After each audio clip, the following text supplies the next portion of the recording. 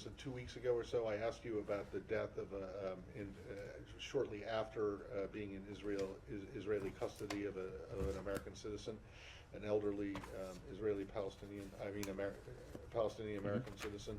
I see that the Israelis have come back with, or at least there's been an autopsy report released on it. I'm wondering, you said at the time when I asked that you were seeking clarification from the Israelis on this, have you gotten any clarification from the Israelis about this case? And if so, was it satisfactory?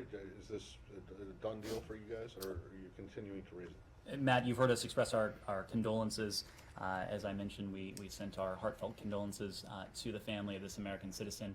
A representative of the mission was in attendance at the wake. We have not yet seen a final report from the Israeli government.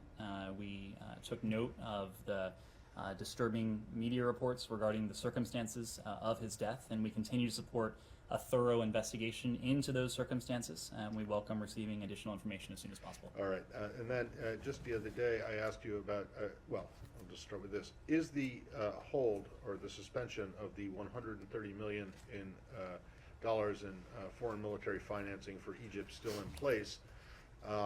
If it is, can you explain why you would go ahead and send or sell Egypt $2.5 billion in weapons?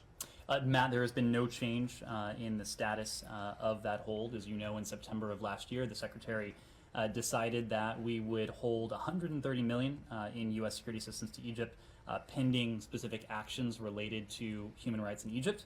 The Secretary has yet to make a determination regarding that balance in FY 2020 foreign military financing.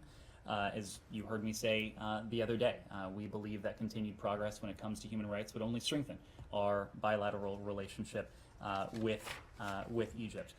We did announce a foreign military sale as opposed to foreign military financing earlier this week. It was a package that under which the Egyptians would purchase equipment that is defensive in nature. It is equipment that is used in peacekeeping operations, but that is separate from the $130 million that you spoke of.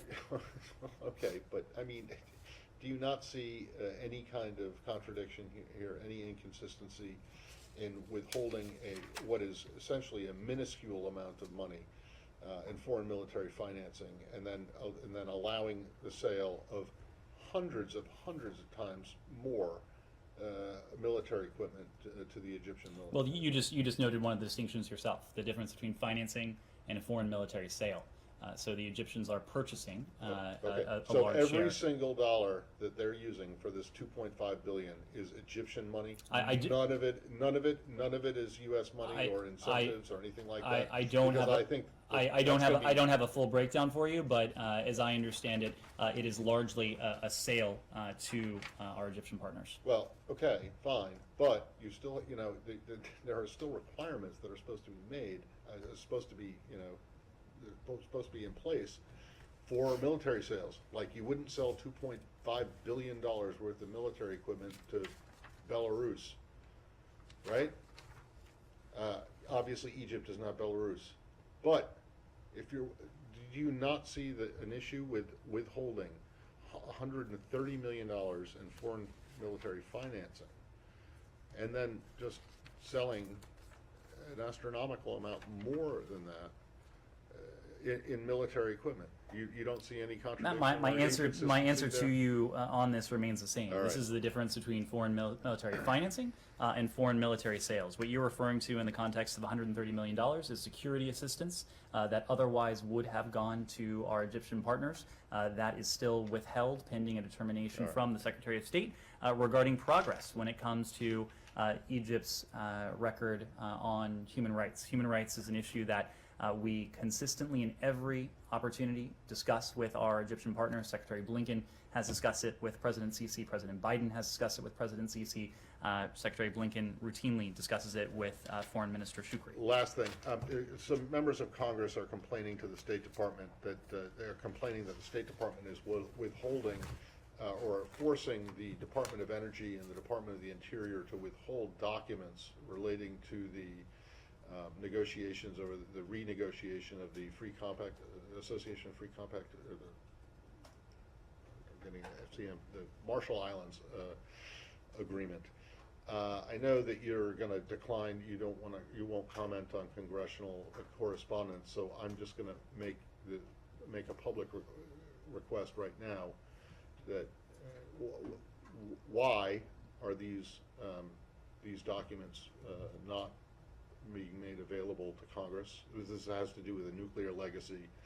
The cleanup, the Marshall Islands wants money to repair the damage that was done by nuclear tests.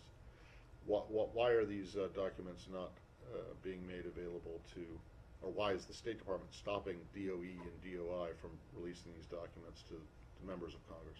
Matt, as you assumed, I don't have anything for you when it comes to particular documents or correspondence or engagement with members of Congress. But what I'll say is that we are prioritizing compact negotiations with the Federated States of Micronesia, the Republic of the Marshall Islands, Palau, collectively known as the Free Associated States, as a regional foreign policy objective.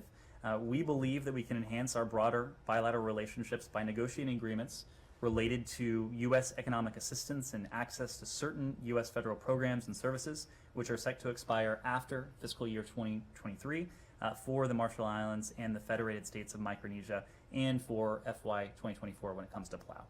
Yeah, but so why are you not handing over these documents? Matt, you know, as a matter of course, we don't discuss know, provision of documents or correspondence with members of Congress. Forget about Congress. I'm asking for them right now. So can you get back to me and tell me, or do I have to file a FOIA to get? I will be happy to get back to you on this question if we have more to add. Thank you.